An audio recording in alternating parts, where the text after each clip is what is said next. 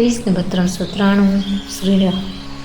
अति लालस बसही मन माही, नाऊ गाऊ बूझत सकुचाही। जे तिन महु भय बिरिद सयाने, तिन करी जुगुती रामु पहिचाने। તેમના મનમાં પરિચય જાણવાની ઘણી જ લાલસાઓ ભરી છે, છતાંય તેઓ નામ ગામ પૂછતા સંકોચાય છે। તે લોકોમાં જે વયોવૃદ્ધ અને બુદ્ધિશાળી હતા, તેમણે યુક્તિથી શ્રી રામચંદ્રજીને ઓળખી લીધા। सकल कथा तिना सब ही सुनाई, बनही चले पितु आय सुबाई। सुनी सबिषाद सकल पछिताही, रानी राय किन्ह भल नाही। તેમણે સર્વે કથા બધા લોકોને સંભળાવી કે પિતાની આજ્ઞા પામીને તે વનમાં ચાલ્યા છે।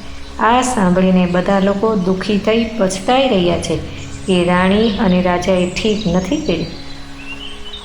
તેહી અવસર એક તાપસુ આવા, તેજ પુંજ લઘુ વયસ સુહાવા।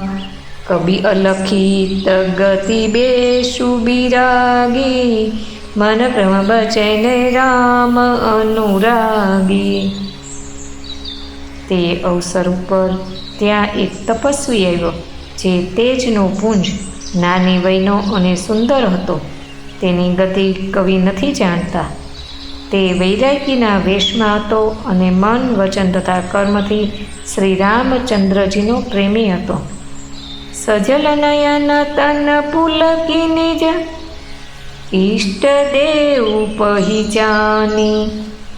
परे उदंड जिमी धरनी तल, दसन जाई बखानी।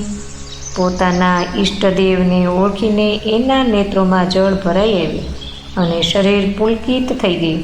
તે દંડની જેમ પૃથ્વી પર ઢળી પડ્યો। એની દશાનું વર્ણન કરી નથી શકાતું। राम सप्रेम पुलकी उरलावा, परम रंक जनु पार सुपावा। मनहु प्रेम परमारतु दो, मिलत धरे तन कह सबु को। श्री रामजीए प्रेमपूर्वक पुलकित थईने एने हृदये चापी लीधुं, જેથી તાપસને એટલો આનંદ થયો જાણે કોઈ મહાદરિદ્રી મનુષ્ય પારસ પામી ગયો હોય। સર્વે કોઈ કહેવા લાગ્યા કે જાણે પ્રેમ અને પરમાર્થ બંને શરીર ધારણ કરીને મળી રહ્યા છે। અસ્તુ।